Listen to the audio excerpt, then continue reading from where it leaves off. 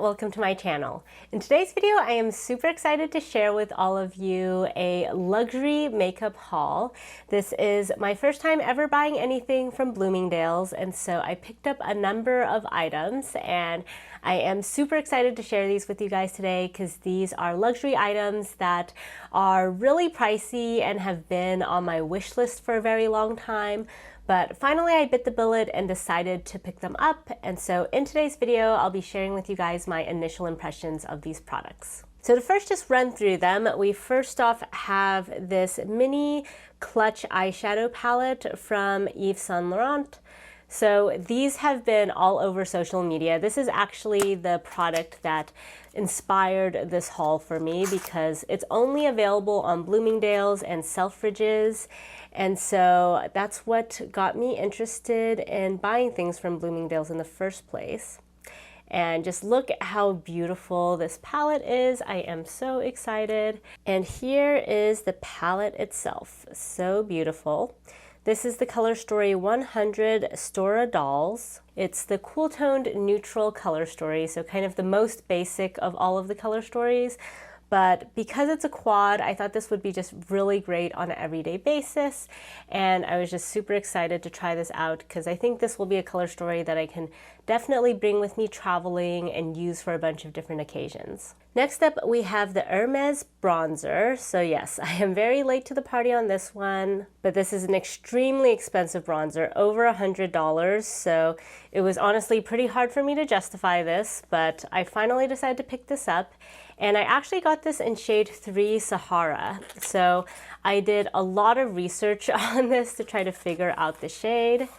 And ooh, okay, let me first just show you guys the packaging. Isn't this so pretty? Here is the Hermes orange box, super iconic. This is my first time getting anything from Hermes, so I am very excited for this. And the box just slides out like this. Ooh. And here we have the component, really nice and weighty, definitely feels quite luxe. So on the front you have this really nice gold detailing, and the back is this brushed gold. And then it just lifts like this, and you have your bronzer inside. Let me actually remove that little plastic bit, and here is the lovely bronzer with quite a substantial mirror as well. So I watched a lot of videos when I was trying to decide on the shade for this because it seemed to me like really shades 1 through 3 could probably work on my light medium skin tone. And so ultimately it came down to undertone. Basically, for all the reviews I saw of shades 1 and 2, people really loved the formula but found that the shade was just a little bit too yellowy for their skin tone. Whereas Sahara shade 3 is supposed to be a bit more red based. And so I'm really hoping this works for me. I think it's going to be maybe a little bit more pigmented than what I would like, but hopefully the undertone works out. So very excited about this. And then finally, we have the Bond number 9 lipstick. It comes in this huge box here. This is also extremely pricey, over $100 for this lipstick, which is pretty insane. And I got this in shade Central Park. So let's see, ooh, nice. It has this gold detailing here. So let's see, how do we open this? I don't want to break this for sure, but I'm a little bit confused how this is supposed to work. Oh, I see, yes. So, okay, this is magnetized here. Takes a little bit of force, but then you can open it like this, and then you have this piece of paper inside. Let's see, what does it say? So Bond number 9 refillable New York Lips collection, made with passion in New York. A quick release, full coverage luxury lip color that glides over lips for an even and precise application in one stroke. Okay, I'm not going to read the rest, but this is very nice packaging. So let's take this off and then open this up. Ooh, oh my gosh. Okay. This is the lipstick component itself. Super, super bougie. Really, really luxe. Wow. Okay, let me take this out. It even has this little ribbon here that you can pull to lift it up. Very, very nice. And let's grab this. Alrighty. Whew, look at that. So, so beautiful. Oh my gosh. And so I assume you just pull it out of here. Yep. Okay, so Ooh, this is what the inside looks like. It has red on the inside. So this is the shade Central Park. This was also a product I spent a lot of time trying to research shades. There honestly aren't that many videos with swatches, but I ended up landing on this one because for a lot of the nude lipsticks, I was worried they would be too light for my skin tone. This one is definitely not going to have that problem. Maybe it'll be a bit on the deep side, but I figured better safe than sorry just given how expensive this is. And as a side note, this is actually quite weighty, so you definitely feel a decent amount of heft in the hand. So without further ado, let's go ahead and start getting these products on my face. I do already have foundation, powder, and my brows on, all luxury makeup in keeping with today's theme. Those products will be linked down below in case you're interested. But I do definitely want to put on some lipstick now, so I'm going to take off the lip balm that I had on earlier and go ahead and glide this on. Ooh, very, very pigmented with just one swipe. Nice, wow. Okay, so yeah, very nice pigmentation. Feels very comfortable on the lips. I feel like it really fills in my lip lines and makes my lips look super, super juicy. Just to give you guys a swatch as well, this is what it looks like on the back of my hand. You can see just how moist this looks. And based on the reviews I've seen of this, it's supposed to be incredibly long lasting as well.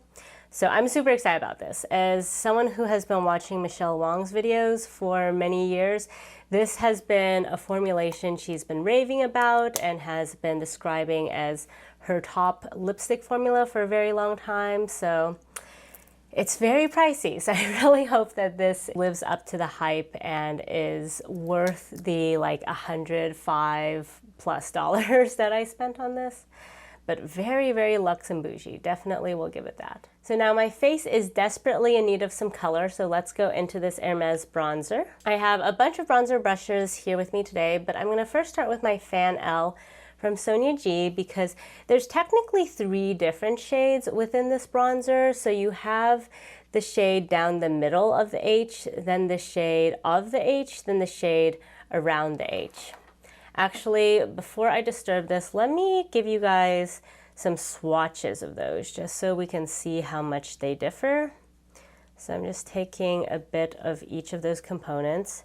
It honestly hurts to do this because I am in the process of doing this, definitely disturbing the embossment, but here we have the deepest shade. So the stripe down the middle of the H, then we have the H itself, and then we have the area around the H.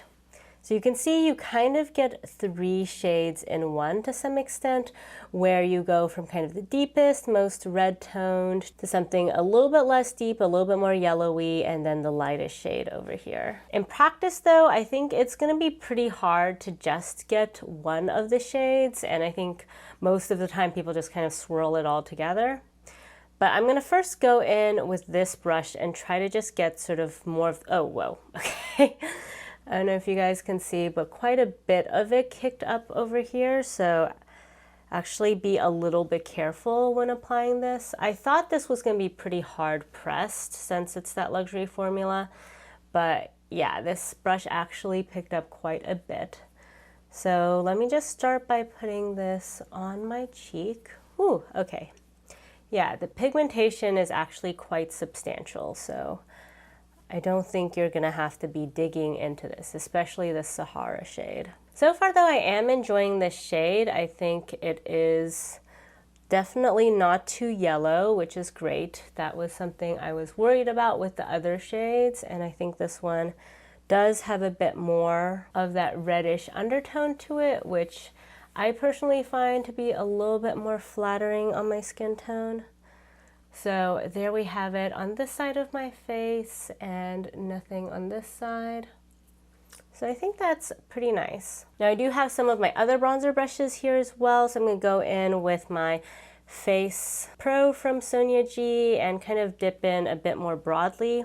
Wow, yeah, it actually, I don't know if you guys can see, but it does have quite a bit of kick up. Like whenever you put your brush in the pan, a lot of the product does kind of get unlodged from the compact. So that's kind of interesting. I really thought this was going to be a little bit more, not quite baked, but just really hard pressed. So as you can see, this brush definitely provides a much more diffused, less targeted application. So good for kind of a general bronzing, but it's really sort of all over my cheek. Let me know if you guys have a side you prefer. And I feel like it's still overall pretty light, which on the one hand I really am glad for, because my biggest worry with the shade was that it was going to be too deep for my skin tone, but I think it builds up pretty lightly. So I'm actually going to go now in with my Niji Pro, which is much more intense, and just sort of pick up some of this and use this to build up the pigmentation a bit more. So you can see how that leaves more of a concentrated layer compared to the previous brushes. But I am so far really liking this formula. Even though it does pick up a decent amount on the brush, I feel like it's really light in terms of texture, so you don't feel like you get like this big splotch of pigment that you have to blend out. Instead, it really applies in those nice sheer layers. I feel like the description of this, plain air, is actually pretty accurate. It just feels very airy on the skin, so you don't feel like you have a really thick layer of bronzer. All right, nice. I'm very impressed because I feel like I've built this up quite a bit and it still is not looking crazy. It's really building up quite nicely. I feel like I have a lot of control, even though this is kind of deeper than I would normally go for my skin tone. So very pleased. And let me actually go in with my Worker L brush, maybe just concentrating it on the center portion to use this for nose contour. And interesting, when I put this on my face, I didn't smell any fragrance, but okay, yeah, putting it on my nose, I can smell the fragrance a little bit more. So it does have a light sort of floral luxury perfume smell. Not offensive at all. Definitely less than the Gucci bronzer, which I also really love. That one you can smell when you put on your cheeks. This one, I didn't even notice the scent until I put this on my nose directly. So I think if you're super sensitive to scent, you might not like this, but if you are okay with scents but don't like them, I think this will still be fine for you because it's not super noticeable unless you put it directly very close to your nose. Alrighty, there we go. I am very happy with how this is looking. I feel like that was super easy to use. I think if you're someone who finds bronzer / contour a little bit tricky, you find that it just is really hard to control, then this formula is really good. It's not going to sort of build up too quickly or get out of control. It's going to give you a lot of options in terms of how much opacity you want. So now let's get into the lovely eyeshadow palette, which is the product that started this all. So let me actually first give you guys some swatches. Again, I'm very sad to disturb this embossing. You have these very cute little YSL embossings on each of these, but we have to get into the swatches. So here is that super shimmery shade, really, really glowy. We have this light shimmer shade, this brown matte, and then this mid-tone satin shimmer shade. So here's the close-up. I feel like the camera is not really fully picking up the texture very well, but hopefully you can see just how sparkly this shade is. It's really quite beautiful. It has some nice beige cashmere base pigment, but really beautiful glittery white particles on top that give this glistening effect. The rest are very sort of good for an everyday look. This one is very subtly a satin shimmer. It could almost be like a satin matte. This one looks like it'll be quite buildable as a matte, and then this one will be a great all over the lid shade on an everyday basis. So I turned down the brightness a little bit just to make it a bit easier for you guys to see. I think I'm actually going to first do kind of a look without this, and I'm going to add this on top to see how much it transforms the look. So I'm first going to this shade over here, and wow, okay. This also has a lot of kick up in the pan, if you guys can see over here.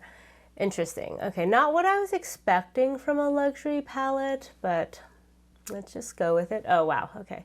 Actually, on the lids, this is a lot more glowy than what I anticipated. So let me bring you guys closer so hopefully you can see. But can you guys see that? This actually has a lot more glow than I thought based on the swatch, because this looks so subdued in swatch form, but on the lids, it just has that very beautiful wet look to it. Huh, interesting. So I feel like if you wanted just like super simple one and done, like you have a little bit of something on your eyes, then going in with this mid-toned shade would be a really nice way of achieving that. It's that sort of no makeup look where you have that wet glisten on the eyes, but it really doesn't look like you have anything. So yeah, here's sort of a more sheared out version. I didn't pick up as much on this side, and this is sort of built up. So you can see just how wet this side looks. These shadows are very creamy though, which is quite interesting. So you can pick up quite a lot on your brush in one go if you're not careful. Wow. Okay. So here we have just this shade all over the lids. Really, really pretty. And now let me try to build this up with some depth, and wow, whew, okay. This actually picks up a lot. Wow, so really like not what I was anticipating from this sort of luxury formula. Let me actually wipe off the rest of the pigment on this brush. That was really quite a lot. Huh, this is so interesting. This is my first time trying YSL shadows, and also I think this is probably a new formulation in this sort of mini clutch format. So I don't think it's a bad thing at all that a lot picks up. It's just not what I anticipated, because usually with these luxury formulas, they cater to sort of like a demographic that likes a softer makeup look, and so typically everything by default is going to be very sheer and soft and needs to be built up.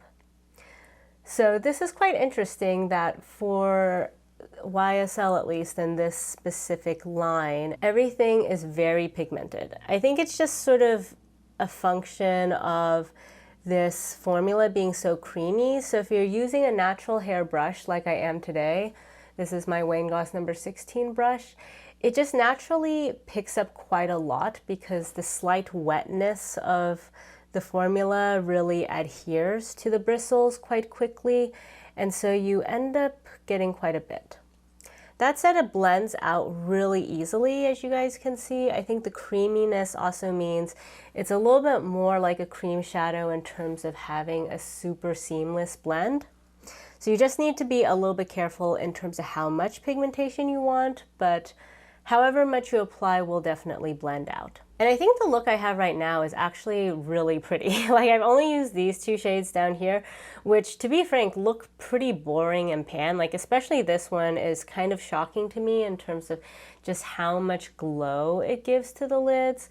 Like, even where I have this matte, it doesn't look matte because underneath I have this shade, which I thought wouldn't really have that much glow to it, but even with the matte on top of it, it's still peeking through and giving that sort of slight shimmery silver cashmere effect. So let's go in now with this shade, because I'm kind of curious how this will look. And I'm going to put this all over the main part of my lids, because I'm curious if this is going to be very shimmery as well, or if it's going to be more muted. Okay, interesting. So yeah, this one almost has a slight powdery look on the eyes. It is the same texture as that previous one, the mid-tone shade, but it's quite sheer. So as you can see, when I've put this on top, it doesn't really look like I have a different shade on my lids. I think it just looks slightly more shimmery and slightly lighter than it did before. So that's interesting. Basically, I'm kind of curious how much of this is just like an inner corner brow bone highlight versus an all over the lid shade, And at least based on this initial application, I feel like it's a little bit sheer to stand on its own all over the lids. I mean, it's fine if you want that kind of just, I have no eyeshadow, just gloss on my lids look. But if you do want some pigment on your lids, I don't think this is going to give you much pigment. So now with a finger, I'm going into the high shine shade. So let's see if this will add a bit more oomph to the look. Okay, so here it is on this side, here it is without. So yeah, you can definitely see this adds quite a bit more shine. And this is very sad because the embossment is almost completely gone on this shade now because I'm using my finger to put on the lids, but that's okay. Sacrifices had to be made. Okay, very glowy. In general, this palette is so much glowier than I thought. I feel like it was sort of a mistake to start with that one shade all over because I feel like now everything is just extremely glowy. Like I'm gonna go back in now with that matte to sort of try to tone things down a little bit. But honestly, everything is just really, really glistening right now. Not a bad look by any means, but just not exactly what I was anticipating. So for the lower lash line, I think I'm gonna keep things pretty chill and just first go in to the matte shade and just kind of sweep that all along the lower lash line. I kind of learned from what I did on top and want to first just make sure I have a really strong matte base. And then I'm going to take a little bit of that mid-tone shade and just kind of run it along the inner 2/3. I don't want a ton of sparkle on this lower lash line area. I'm going to keep it relatively muted. So there we go. Here is the completed eyeshadow look. And here we have the final look with eyeliner. I also went in with my Suqqu blush in shade 4. This is their pure color blush, so that's why I have my cheeks, and I think it goes really well with this look. So zooming you guys out, let's get into my overall thoughts about these products. So starting with the lipstick, so far I am extremely pleased with this. The packaging exceeded my expectations, which is saying a lot because I had very high expectations given that this is probably like the most expensive makeup product I've ever bought, considering the fact that it's a lipstick and it's like, you know, the price of a luxury palette. But it's really, really lovely packaging, very weighty, very fancy. And the formula has actually been really, really lovely so far. I haven't noticed any fragrance. It's very, very comfortable and hydrating on the lips. Like I see absolutely no lip lines whatsoever. When I was washing it off my hand, it was also not that easy to wash off, and so I feel like it's gonna have decent staying power. I'll definitely have to update you guys on that, but so far it's just looking so nice and just feels so incredibly good, which kind of surprised me because I thought it would feel comfortable, but it really feels like an extremely nourishing lip gloss, lip balm sort of sensation, even though it's extremely high pigmented, long wearing lipstick. So far I am very, very stoked about this. And if it is as long wearing as it's supposed to be, this might become one of my new top favorite lipstick formulas. In terms of the bronzer, I've also been really pleased with that formula. I was a little bit worried at first when I was seeing all of the kick up in the pan. I thought that it would be kind of applying in a really splotchy manner. But I found that with all the different brushes I tried, it was really, really easy to apply, really easy to control. My only caveat with this would be if you're someone who does like a much more pigmented bronzer, or if you're someone who likes to kind of apply a lot of product and then buff it out instead of like applying layer after layer, then you might find that this is not going to give you the same level of payoff as what you're used to. For me personally though, I do actually prefer the slowly building up the layers type of effect, so I think I'll get along quite well with this. And I am really glad that I picked this up in the shade 3 Sahara, even though it's not the shade I originally thought I would be picking up based on my skin tone. but I do think this undertone just works really well for my skin. It's not yellowy at all. It's warm enough to be bronzing, but I feel like I can also use this kind of in the winter time for more of a bronzer type of look. So very pleased with this one as well. In terms of the YSL palette, I would say that overall I really love the look that it gave me today. This product though has probably been the most surprising of the bunch in that in many ways it's not what I expected. So first off, I guess in terms of packaging, so it's as beautiful as I expected on the outside, but it's actually not that weighty. So the other two products today are both extremely weighty, feel super luxe in hand. This one by comparison kind of feels a little bit light. Now this is also the least expensive of the bunch, so keep that in mind, but that's one thing. And then I would say that the formulations themselves, while super beautiful and lovely on the face, do have a lot more kick up and pan than I would have anticipated. And in general, I feel like inside the component feels a little bit cheap, a little bit flimsier than I would have liked. So that's my one critique of this. I think it looks a lot more luxe than it feels. Now, in terms of the formulas, I think the main thing is that they are way more sparkly than I anticipated from a luxury eyeshadow brand. Now, this is not necessarily a con overall because I personally do like shimmery, sparkling shadows, but if I, for example, compare this with my Dior Soft Cashmere palette, which I think is one of the main comparisons I'd make, the Dior palette is a lot less shimmery. The satin shimmers in that palette truly come across as very faint satin shimmers, whereas these really actually have quite a lot of shine to them. Looking at this palette in pan, I sort of thought that if you didn't go in with this shade, the rest would just kind of look almost like mattes on the lids, but that is definitely not the case. These two actually pack quite a punch in terms of shimmer content. So I think in the future I would just apply it slightly differently to my eyes. Like I think I would first go in with the matte, really set up a nice matte base in the outer portion of the eyes, and then just go in with one of these two, or really one of these three shades on the lids, and then maybe use this as inner corner brow bone highlight. Let me actually add that right now. I realized I forgot to do that. So let's put this in the inner corner. And then what's left is going on the brow bone.